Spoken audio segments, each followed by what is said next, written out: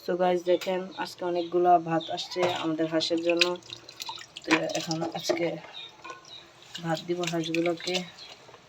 এই ভাত নিয়ে নিচ্ছে অনেকগুলা, আর অল্প কিছু কুড়া নিব, সাথে বেশি দিব না কুড়া, একবারে অল্প, জাস্ট নামমাত্র আমরা কুড়াটা দিব যাতে ওরা খাবারটা খায়। শেষ আমাদের ভাত এবং কুড়া মাখা।